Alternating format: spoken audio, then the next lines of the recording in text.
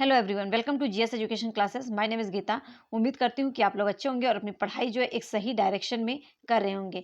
यहाँ पे मैं प्रैक्टिस कराऊंगी सीडीपी के चाइल्ड डेवलपमेंट एंड पेडागोजी के कुछ क्वेश्चंस और पेडागोजी को सॉल्व करने के कुछ टिप्स एंड ट्रिक्स बताऊंगी, जो कि बहुत ध्यान से आप लोग देखिएगा। क्योंकि हमें क्वेश्चंस अगर हम थोड़ा ध्यान से पढ़ें तो बहुत सारी चीज़ें ऐसी होती हैं जिसमें हम ऑप्शन को एलिमिनेट करके एक सही करेक्ट आंसर तक पहुँच सकते हैं। तो वही चीज़ें मैं आप लोगों को बताऊँगी।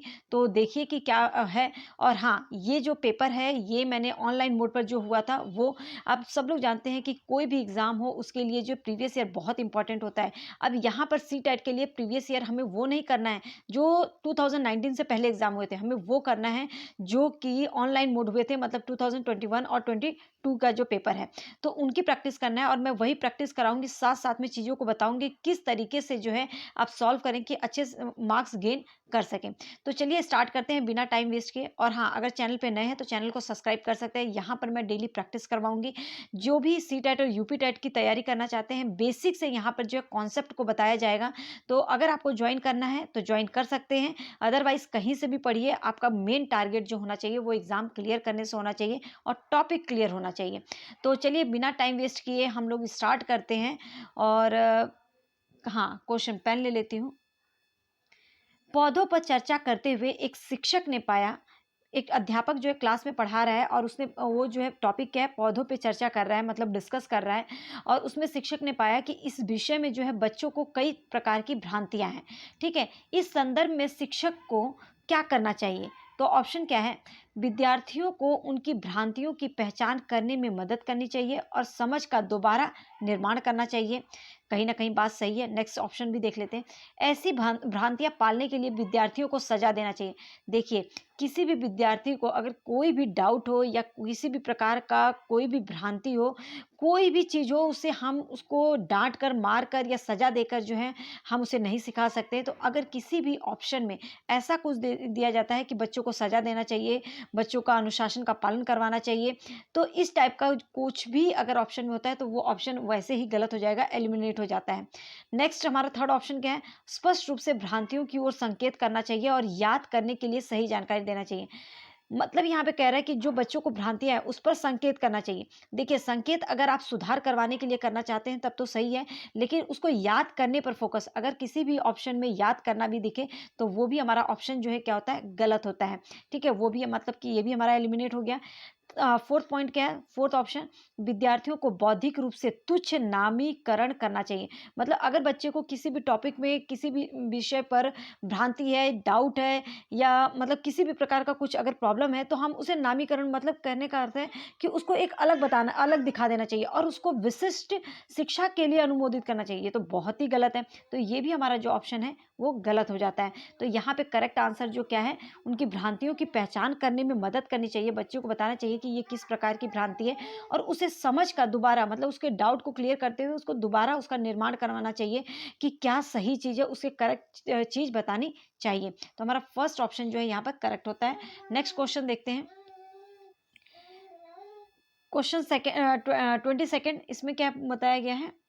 हाँ, अधिगमकर्ताओं में समालोचनात्मक चिंतन के विकास के लिए एक अध्यापक कक्षा में कई समाचार पत्र लेकर आती है, जिन सभी में एक विशेष खबर का उल्लेख है और अधिगमकर्ताओं को समूह पे चर्चा करने को कहती है।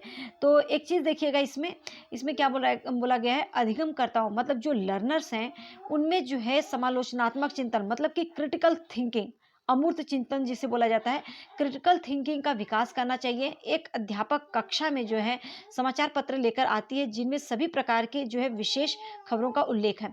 ठीक है, अधिगमकर्ताओं को समूह में चर्चा करने को कहती है, मतलब लर्नर्स को जो क्या कहती है, इस विषय पर, मतलब इस टॉपिक पर डिस्कस करने के लिए। तो इसका जो कथन तो इन्होंने दे दिया, तर्क क्या दे रहे हैं, रीजन क्या दे रहे हैं? माध्यमिक स्तर पे पाठ्य पुस्तकों की ज्ञान का एकमात्र साधन हो सकती है।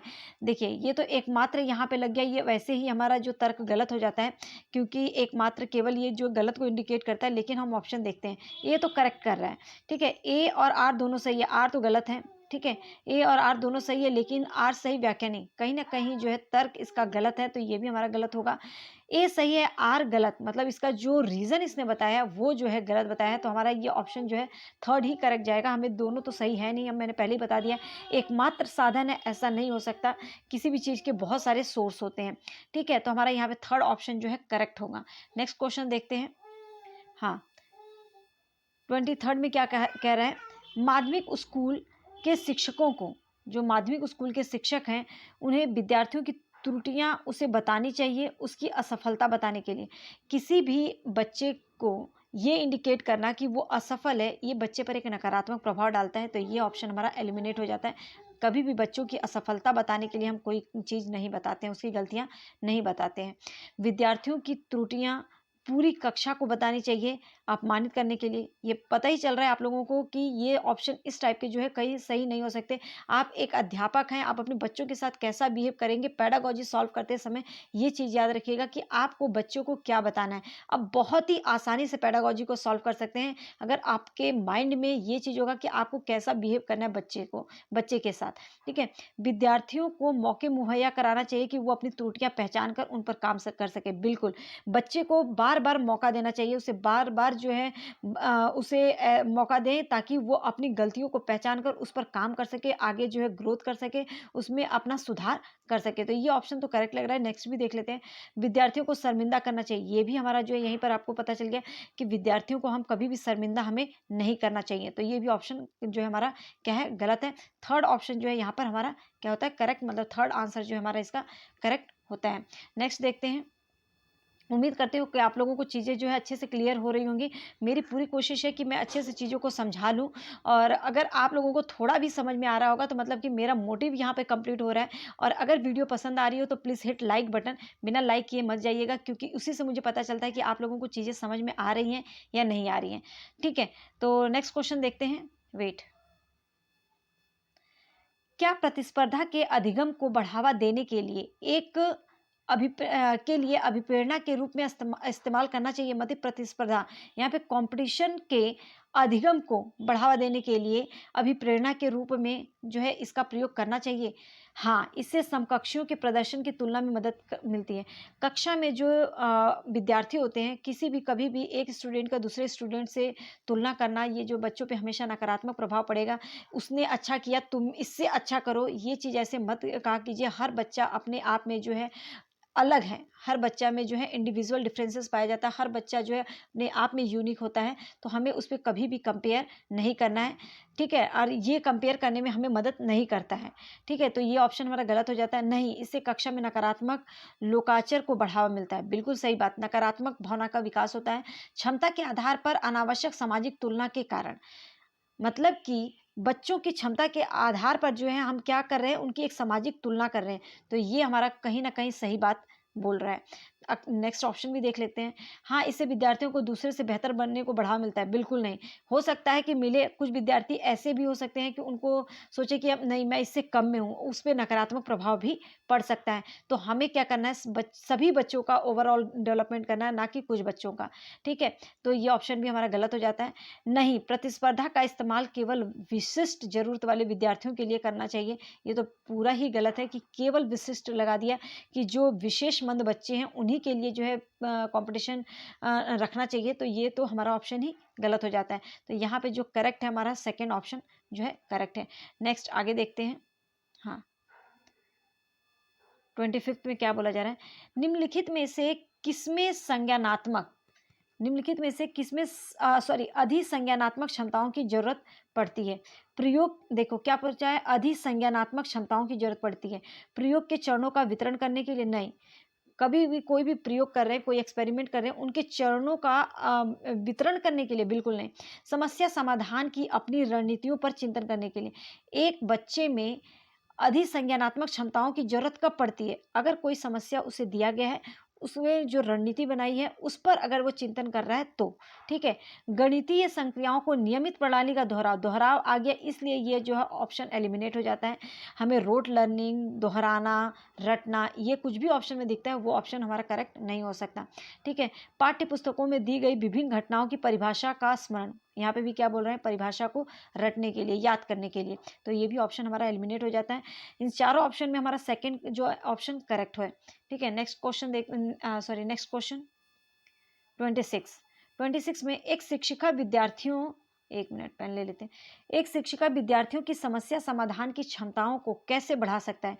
कौन सी विद्यार्थियों की समस्या समाधान की क्षमता को अगर एक अध्यापक को बढ़ाना है तो वो कैसे बढ़ा सकता है? पूछताछ को हतोत्साहित करके, बच्चा जो है बार बार टीचर से पूछ रहा है, क्वेश्चन आंसर कर रहा है, तो उसे जो है ह्यूमिलिएट करके, उसे हतोत्साहित करके तुम ऐसा मत करो, तो ये पूरा ही गलत है। बच्चा अगर क्वेश्चन कर रहा है तो उसके क्वेश्चन का जवाब दो। ठीक है, ये बहुत ही अच्छी बात है कि बच्चा जो है एक्टिव है। तो यहाँ पे जो है पूछताछ को हतोत्साहित करके, तो ये ऑप्शन हमारा गलत हो जाता है, क्योंकि यहाँ पे बच्चे को हतोत्साहित करने की बात की जा रही है। अनुरूपकों के इस्तेमाल को निषेधित करके चुनौतियों से बचने के लिए सारे हल खुद उपलब्ध करवा देना, ये भी मतलब अब बच्चे को मतलब कि अगर मान लो जैसे एक सिंपल सा मैं एग्जांपल देती हूँ। कई बार क्या होता है, अध्यापक जो हैं, टीचर्स जो हैं, वो ब्लैक बोर्ड पे खुद क्वेश्चन के आंसर लिख देते हैं, और कई टीचर्स ऐसे होते हैं कि उसे डिक्टेट करते हैं। आप खुद लिख देंगे तो इससे क्या होगा कि बच्चे की स्पेलिंग मिस्टेक नहीं होगी। ठीक है, और डिक्टेट करेंगे तो बच्चा खुद से लिखना सीख रहा है। लेकिन डिक्टेट में और आपके खुद जो है उस पे ब्लैक बोर्ड पे लिखने से डिफरेंस क्या है दोनों में, कि आपके लिए इजी हो जाएगा उसकी कॉपी चेक करना, क्योंकि कोई स्पेलिंग मिस्टेक नहीं होगी। लेकिन जिसमें डिक्टेट किया गया होगा उसमें उसकी स्पेलिंग होने मिस्टेक होने की चांसेस हैं। लेकिन बच्चा जो है खुद से लिखने की कोशिश किया है, तो हो सकता है कि डिक्टेट करना जो है मुश्किल हो, लेकिन वही हमारे लिए जो है सही है, क्योंकि इसमें बच्चा जो है खुद से कोशिश कर रहा है लिखने की, और देख कर एक उतार रहा है, वो सही नहीं है। तो आप खुद सोच लीजिए कि हल उपलब्ध करवा के आप कहाँ तक सही करेंगे, तो ये ऑप्शन मेरे हिसाब से जो है रॉन्ग हो जाता है। विद्यार्थियों की समस्या समाधान के तरीकों को सुस्पष्टीकरण को प्रोत्साहित करके, बिल्कुल बच्चा अगर समस्या समाधान के तरीके मतलब अलग अलग तरीके से, उसे किस तरीके से जो है वो अपनी समस्या का समाधान कर सकता है, उसे उसके लिए प्रोत्साहित करके, तो कहीं ना कहीं फोर्थ ऑप्शन जो है करेक्ट है, क्योंकि इसमें बच्चे की इन्वॉल्वमेंट है। और हमारा एनसीएफ भी बोलता है कि जिस बच्चे की इन्वॉल्वमेंट होना चाहिए, मतलब जो एजुकेशन होना चाहिए वो क्या होना चाहिए, चाइल्ड सेंटर्ड। मेन जो सेंटर में होना चाहिए वो बच्चा होना चाहिए, चाइल्ड होना चाहिए। तो यहाँ पे ऑप्शन जो है हमारा करेक्ट क्या होता है, वो फोर्थ। ठीक है, नेक्स्ट क्वेश्चन देखते हैं। नेक्स्ट है 27। एक सामाजिक रचनात्मक कक्षा में बच्चे निष्क्रिय रूप से सुनते हैं जब शिक्षिका पढ़ाती है। मतलब अगर एक रचनात्मक कक्षा है, फॉर्मेटिव, मतलब एक आप क्लास ले रहे हैं तो उसमें बच्चे निष्क्रिय रूप से सुनते हैं और शिक्षिका पढ़ाती है, नहीं, ऐसा नहीं होता है। क्योंकि जो फॉर्मेटिव आप लोगों की क्लासेस होती हैं उसमें जो है दोनों की इन्वॉल्वमेंट होती है। देखते हैं, संसाधन केवल दिखावे के लिए होते हैं। बैठने की व्यवस्था में क्रियाकलाप के अनुसार बदलाव, बिल्कुल। अगर जो फॉर्मेटिव क्लास होती है जिसमें बच्चों के बैठने, मतलब वो बोल रहा है, आप कुछ बता रहे हैं, तो बैठने की व्यवस्था के क्रियाकलाप में हमेशा बार बार बदलाव आप इसमें कर सकते हैं। आकलन को अधिगम से परे एक अलग गतिविधि के रूप में किया जाता है, बिल्कुल नहीं। तो यहाँ पे ऑप्शन हमारा जो है थर्ड करेक्ट होता है। अगर कोई भी क्वेश्चन ना समझ में आए तो कमेंट सेक्शन में जरूर पूछिएगा, पूरा रीजन के साथ मैं उसे क्लियर करूंगी। नेक्स्ट 28 में क्या है, निम्नलिखित में से कौन से कारक, एक मिनट, निम्नलिखित में से कौन से कारक सार्थक अधिगम तथा विद्यार्थियों को चुनौतीपूर्ण कार्य करने के लिए प्रोत्साहित करेंगे? ये ऑप्शन में मतलब कौन से ऐसे कारक हैं जो अधिगम तथा विद्यार्थियों को चुनौतीपूर्ण कार्य करने के लिए प्रोत्साहित करते हैं? शिक्षकों का विद्यार्थियों की क्षमताओं के बारे में सकारात्मक विश्वास। शिक्षकों का विद्यार्थियों की क्षमताओं के बारे में सकारात्मक विश्वास, सही बात है। बेहद प्रतिस्पर्धात्मक कक्षा संस्कृति जिसमें व्यक्तिगत उपलब्धियों पर बल हो। व्यक्तिगत उपलब्धियों पर बल हो, बिल्कुल नहीं, ऐसा कभी नहीं करना चाहिए। ऐसे वातावरण जिसमें प्रदर्शन को बढ़ावा देने के लिए डर और शर्मिंदा, ये भी हमारा ऑप्शन गलत। समस्या समाधान के हर चरण में भौतिक इनाम, ये भी ऐसा भी आप नहीं कर सकते। तो हमारा ऑप्शन जो है फर्स्ट इसमें करेक्ट होता है। नेक्स्ट क्वेश्चन देखते हैं 29। कौन सा संवेग को, एक मिनट, विद्यार्थियों को अधिगम में हतोत्साहित करता है? गर्व, आनंद, उम्मीद या बोरियत? कभी भी विद्यार्थी कोई भी मतलब जो लर्नर्स होते हैं, लर्निंग कर रहे हैं, तो कौन सी चीज़ जो है इसमें से उन्हें जो है हतोत्साहित करेगी? तो बोरियत। मतलब बच्चा अगर बोर हो रहा है तो वो कुछ भी नहीं सीख सकता। तो हमारा ऑप्शन जो है फोर्थ इसमें होगा। नेक्स्ट 30 क्वेश्चन में, यदि छात्र आपके शिक्षण में रुचि नहीं ले रहा है, बहुत ही अच्छा क्वेश्चन है, नहीं ले रहा है, तो आप क्या करेंगे? खुद आप सोचिए और इसमें ऑप्शन मैं बता देती हूँ, उन्हें अनदेखा करेंगे, पढ़ाना जारी रखेंगे, कक्षा छोड़ देंगे, उनके माता-पिता से शिकायत करेंगे, उन्हें ध्यान न देने के लिए दंडित करेंगे, अपनी शिक्षण विधियों पर चिंतन करेंगे और वैकल्पिक विधि का प्रयोग करें। आप एज़ एक अध्यापक क्लास में पढ़ाने गए हैं, तो आप कैसा बिहेव करेंगे, इसका आंसर का उत्तर जो है आप मतलब सॉरी इस क्वेश्चन का जो आंसर है आप कमेंट सेक्शन में दीजिएगा। और वीडियो कैसी लगी ये ज़रूर बताइएगा। कुछ नहीं समझ में आया कमेंट करके आप पूछ सकते हैं, ठीक है। और अगर चैनल पे सब्सक्राइब नहीं किया तो सब्सक्राइब कर लीजिए, क्योंकि यहाँ पे जो है मैं डेली आप लोगों को प्रैक्टिस करवाती रहूँगी। सीडीपी चल रही है, एसएसटी भी स्टार्ट करूँगी। और अगर आपको ईवीएस का करना है तो एनसीईआरटी पूरी मैंने करवा रखी है, उसकी प्रैक्टिस भी जल्द ही स्टार्ट होगी। तो पसंद आई हो तो प्लीज़ हिट लाइक बटन, आपके लाइक से मोटिवेशन मिलता है। All the best.